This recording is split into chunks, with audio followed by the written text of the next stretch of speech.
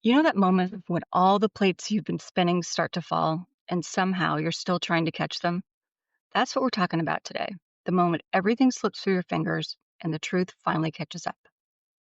Welcome back. I'm Jess, And I'm Jeannine. and this is Angry on the Inside. Quick disclaimer, we're not doctors or therapists. We're certified ADHD coaches sharing our lived experiences. Make sure to take what works for you and leave the rest.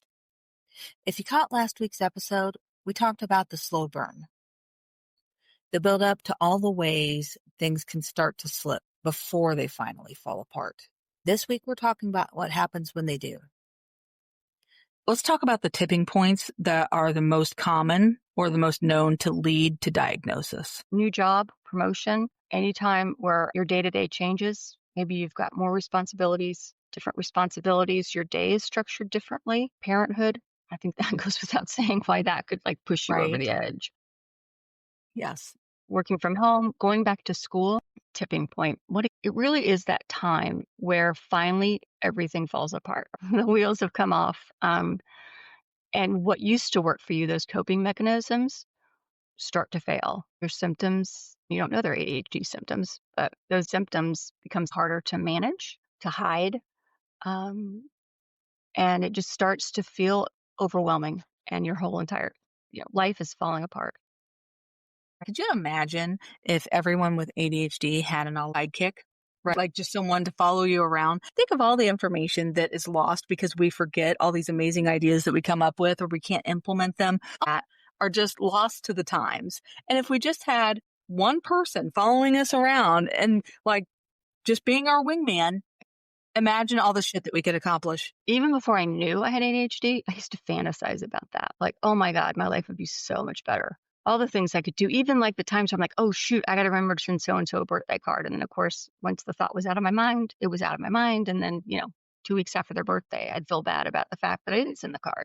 But instead, at least for me, I just stick it on a Post it or some pad of paper. And of course, it gets lost. And I find it 6 months later and think, I wonder what this was all about.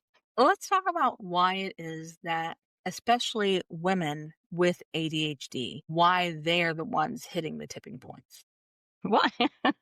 um, the decades of the masking, the covering up, the overcompensating, it just gets exhausting. It's harder to pull those all-nighters to try to get, whether it was you were in college and writing a paper or studying for an exam, or you've got a big presentation or project that's due at work. And so you're just going to power through and be able to do it. And it just becomes harder and harder. And for some reason, my need to help you is not activating because I just don't have anything left in the tank. You're in survival mode. Even that little bit of dopamine that I used to get by helping others and being able to do something because someone else needs it. Mm-hmm. Sometimes that's gone too. And you're like, holy crap. Yeah. It's just so scary. And it's such a paradigm shift in your life. The tipping point really is just a paradigm shift of everything you thought you could do.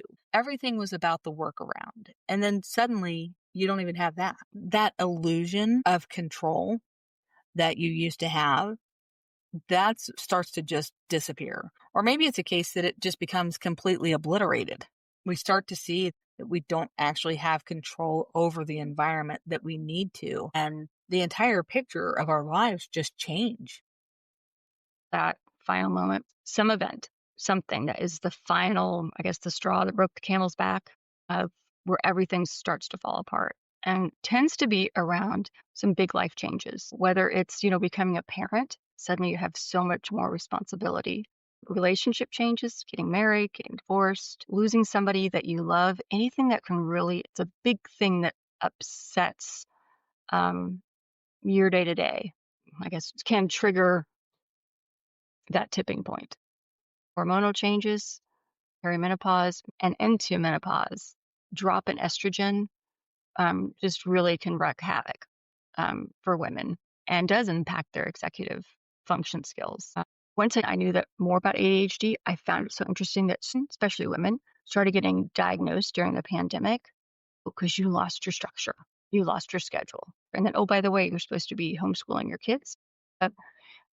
Your spouse is at home. I can see why so many women suddenly that was their tipping point. Just the idea of everyone being at home and you having to regulate everyone's emotions, everyone's schedules. ADHD women, we're experts at masking until we're not. We can hold it all together until we can't. Not pretty when that happened.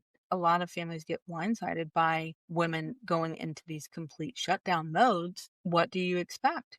We can only hold it together for so long before that dam breaks. For younger women, college for a lot of young women, girls, is their big tipping point because they were at home. They had, high school's very structured. Probably had a parent that was at home that made sure you did what you needed to do, got up, had done, did your homework, actually ate, made your dinner, that type of thing. And they suddenly go off on their own. The structure's gone. And it really, I think, is surprising to young women. Exactly. And I think that's something a lot of us can relate to, even if it looks a little different. Because when you're talking about structure, depending on where you are in life, that word can sound either comforting or kind of act like a trigger. For some of those listening, you might be thinking, wait, that's not structure. That's me constantly managing everything for everyone else. My kids should know how to do this stuff. Why am I still reminding them to eat, to sleep, to get up? And that is valid. But maybe it's worth reframing what that structure actually was. When you were making sure they ate or had clean clothes or got out the door, you weren't just keeping things running. You were giving them capacity to focus, to learn, to handle the rest of their day because their basic needs were already taken care of. And honestly, that's something most of us are still trying to sort of relearn as adults. Laugh to keep from crying if you need to, but we're all out here carrying around giant water bottles and setting reminders to eat, realizing it's 4 p.m. and we've only had coffee. So many ADHD adults, especially women, struggle with remembering to pause long enough to nourish ourselves. We forget that food, water, sleep, and rest, they're not luxuries. They are structure. They are what makes everything else possible. So when we see our daughters, our nieces, or younger women starting to spin out, the instinct might be to say, ugh, why can't they get it together? And that's where we need to stop and really take a breath and reframe again. Because if you grew up in a home where someone helped you regulate, reminded you to eat, to breathe, to slow down, that was support. And I recognize that a lot of daughters are going to say that wasn't support. That was my mom annoying the shit out of me. Or the mother might say that wasn't support. That was me having to, again, pick up everything and take care of everything myself. But that was support. And support doesn't magically become weakness when we hit adulthood. It's still what lets us thrive. And if you're a woman with ADHD, raising a daughter with ADHD, that's not just parenting. That's the start of your community right there. You can model co-regulation, not dependency. And you guys can actually learn side by side. You can read the same book. You can listen to the same podcast. You can go to therapy together if that's accessible for you. Not because you need to fix each other, but because healing those relationships, especially between women, it expands capacity for everyone involved. Whether you're under the same roof, your child has moved out, it can still be extremely impactful for both of your lived experiences. It does not have to be a mom and daughter. Is your niece doing okay? She just started college. What's going on with her? Is she doing all right? Have you checked in? Are you just blowing off anything she's told you because that's what everybody did to you? When we create this kind of safety and shared understanding with the younger women in our lives, it gives both of you a little more room to breathe, a little more space in your brain for calm instead of constant crisis. That's what structure really is. It's not rigidity. It's not rules. It's just enough scaffolding that we can all move through the day with a bit more grace and a lot less guilt. Keep in mind, we all have our strengths. There are plenty of people with ADHD who are amazing at executive functions. They love it. They thrive with it. There are others who don't. There are others who always have meal prep ready and always are ready to feed you if you need to be fed because that's something that they love in their life and it's something they excel at. There's nothing wrong with sharing your gifts with others and learning the gifts they can share with you. And that's not a case of being selfish either. It's not a case of doing something with the expectation of getting something back. You can grow a community that will allow structure for all of us to live better lives and be together. Learn to actually communicate with each other. That's why we say the possibility of mother daughter. If you can go to therapy together, if you have the ability to do that, do it because communication is key. Communication is where we have that pivotal breakdown in the ADHD community. We spend so much time learning to communicate with people who we would consider to be normal that we do not learn how to communicate with those who are neurodiverse, where we are having to figure everything out. And it's an annihilation to your nervous system in and of itself. And as you get older, or if you're going through major hormone shifts, it's just implosive. Going back real quickly about when the kids you had to get the kids to the bus stop, that type of thing, and then people could say, "Well, half the time you didn't get them there on time." But what the difference is that you knew what needed to be done. You're not having to fill a void of, "What do I do next? What do I do now?" Like, it's a new job or, "I just had a new baby. I don't know. I don't have that around me." We talk about structure. Also heard that using the term scaffolding as something surrounds you, protecting you. When we're saying we don't have to figure out the new workaround, a good example of that would be I'm at my new job, my second day. I'm 30 minutes late. Mhm. What am I going to do? Now I have to figure out how my new boss is going to react when I'm late. I have to figure out if I have to lie or tell the truth. I'll figure out if everybody else in my department's going to be pissed off at me. If I'm going to lose my job, which I just left another job where I understood everything. Now I'm in this new job. And there's all this anxiety and rumination in your head trying to figure out all those little pieces. At my old job, I knew if I was 30 minutes late, I could just use 30 minutes of PTO time, or I could kick out an email, or I could stay an extra 30 minutes, or I could cut my lunch short and it wouldn't be a big deal, or it didn't even matter because my boss didn't care. All of those variables have already been figured out. And you know what? I know it could be a shocker, Jess, but new job, 30 minutes late. That actually happened to me, like, in the first 2 weeks of my new job. I'll be honest, totally lied, but I thought it was an ingenious lie. Mm. The exit to my new job, I would pass it on my way to my old job. I just said, "You know how you are? I've been driving that old job for, like, that years and just was an autopilot and totally missed the exit for this job." It was a total lie. I would have believed that. Everybody was like, "Oh my god, yeah, I know exactly, da, da, da, da." Right. Then you can be like self-deprecating, which helps you because you're used to being in that zone. That's a safe zone. Yeah, but, I thought it was kind of ingenious. It's kind of embarrassing. I think that was a pretty good one. Obviously, we don't encourage lying, but I would have bought into that. Being a supervisor, I would have been like, oh, yeah. Oh, yeah. Especially at that point when you thought I had it all together. Of course, you were just in auto mode. I can totally see how that happened. I was so on point. You know me. I was thinking so hard about work, that project. It was like I was muscle memory. I just drove to the old job. The problem is with that too. It's genius. You can only use it once, really. True. But if you're going to use it in the first 2 weeks. And I think I had someone say something like, "Oh my God, my husband did that once." And then you have something in common to talk with them about and a whole new mask to create based on that persona. You are the chick that is so focused on your job that you drove to your old job. You're really nice and they can talk to you about their flaws too. Yep. So it's crazy how that all works out. Of course, 25 years later, and we're all having a hard time walking outside, but that's okay. That's okay. We had our moments. Our brain was quick and we were geniuses coming up with those things right off into the sunset. So the tipping point has finally come. Wheels have come off. Things have fallen apart. Scaffolding has gone away. You finally look out, find the information you need or the medical provider that you need that diagnoses you with ADHD. And I know we've talked about this. We'll continue to talk about it. That mixed blessing. There's something going on. It's not my fault, which is quickly followed by, but why the fuck did I not know earlier? Life would look so different. That relief and that grief. We are standing inside of ourselves and we are scared to be honest. We are scared to actually be forthright because we've tried.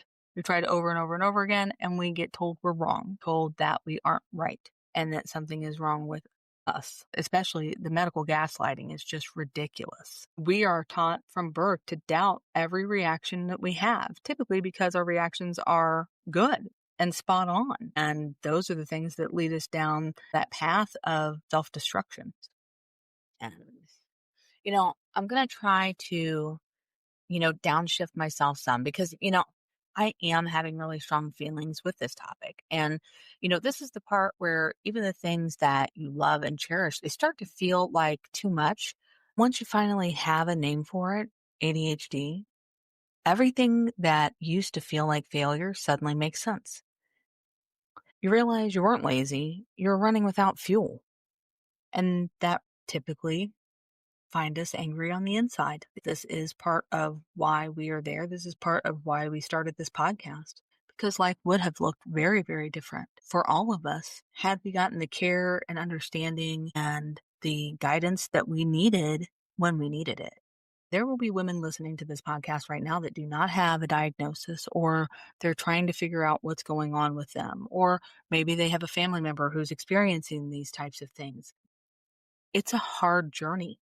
It's so important to be honest and open about our experiences so that we aren't alone and so that we learn to process that anger, that we go through those stages of grief and can actually move forward as the strong women that we are. I almost said strong, independent women, which I know would have sounded funnier, but I think everybody understands where I'm coming from. We used to feel strong. There used to be moments where we felt like we could take on the world, and maybe we still can for others, but for ourselves, it's so, so hard processing this shit. This is what's going to make you strong again. This is what's going to let you stand up under the weight of all of the shoulda, coulda, wouldas. Dealing with that, the relief and the grief, integrating both of them is where that healing comes from. That's one of the reasons we wanted to talk about the anger on the inside, because a lot of times that's skipped over. It's just, oh, good. Now you can do something about it. But you have to deal with that anger and that grief, and to just ice over it, talk about toxic positivity, act like you should just let it go. It's not a big deal. Um, it's always there in the background. Talk about it and share your stories. Um, get support. It's important to realize that there's probably going to be more than one tipping point in your life, especially in how it's associated with your ADHD. Tipping points can be very cyclical. They can occur during those big life shifts, as we discussed, but it's not just one occurrence. It's important to recognize that just because another tipping point is arriving in our timeline doesn't mean it's going to be as devastating as the last or as impactful as the last, because we've been through it. We now have the tools to recognize these things. Their thing came up and it talked about the seasons, the ups and the downs. And the older you get of understanding, like, oh, I have been here before. It might look different, but I've been here before. I know I'm going to get myself out of it. Or enjoying the good times because knowing that cycle of the bad times is going to come back. To me, that's understanding of things are working really well right now, which is great. If it stops working so well, that's okay. That's normal. We're going to go through those cycles, those seasons. And how do you know you might be approaching a tipping point? What does it look like? Do you suddenly feel like you're feeling so much more overwhelmed than you were before? Things that used to work just aren't working anymore. You're feeling more emotional, volatility, dysregulation, whatever you want to call it, just crying all the time. Any of those kind of changes is that warning sign letting you know that a tipping point might be headed your way. It's different for all of us, but the way I see it, I'm learning to weather the storm. Do you really have to put the boards up over the windows? Or is it a case that you can kind of light the fire and sit and be cozy inside while the storm passes? I don't know. I can't make those decisions for you, but you can make those for yourself. And you can start to recognize this cyclical nature and know that it's not all or nothing like it may have felt the last time. Yeah. You'll know that there's a way to overcome it. Unfortunately, we know that it can flare up at different times of your life. No, it's part of who you are, and not being ashamed of it. Your tipping point isn't the end. It's a checkpoint. It's a moment to check in with yourself. So after that first one, you'll recognize it. You'll see it. Take it as the time and the moment to check in with yourself. Use it as your checkpoint. When you come across another tipping point. How do you handle it? You've got this information and here's another one. What can you do about it? The first thing we just talked about is don't blame yourself. Let go of the shame. This is going to happen. It's normal, and let other people know. Hey, things are starting to feel like they're going off the rails. Acknowledge that struggle that you're going through. Communicate it. Don't assume that everyone in your household or that everyone that loves you understands what you're going through. You have to try to communicate. Be honest about it. Be open about it. And then start looking at what's not working. Is it your morning schedule, the tools, the resources you've been using? What isn't working? What's changed? And how do you adapt to this new situation? So exploring those new coping tools. And as always, seeking professional help. It may have been a case that you had a therapist and then you stepped out of therapy because you no longer needed it. There's no shame in going back into therapy. Might be a case of needing group support, coaching. There are many, many options. Don't just assume that you're by yourself, or don't assume that there's no other options. Many people, especially ADHD people, whether we have money or not, we all have issues around money. And so we will say that we do not have enough money for, say, therapy or for coaching, things like that. That is a very easy excuse. And I do say excuse on purpose because many of us will say $100 is too much to go to therapy, but then we'll go and drop $200 or $300 at Target without thinking about it. And I don't say that to be dismissive in any way, shape, or form. I'm just saying if you are slipping into an all or nothing mindset about not being able to access professional help, stop and ask, is there another perspective? Is there a different way that I can approach this? Because there are many, many different options online in our communities. We have to dig to find them, but they are out there. And it doesn't matter if you have $10 in your checking account or $1 million in your checking account, you can find mental health help out there available to you. Even a lot of ADHD coaches will have sliding scales. Not to plug our profession, but it is a really good time to contact a ADHD coach. Yes, there is hope, growth, and connection in our community. It can be a moment of, transformation, leading to the self-discovery, establishing new boundaries, having a deeper understanding of what's going on for you. Another way to be prepared is to see a tipping point potentially coming. You starting a new job?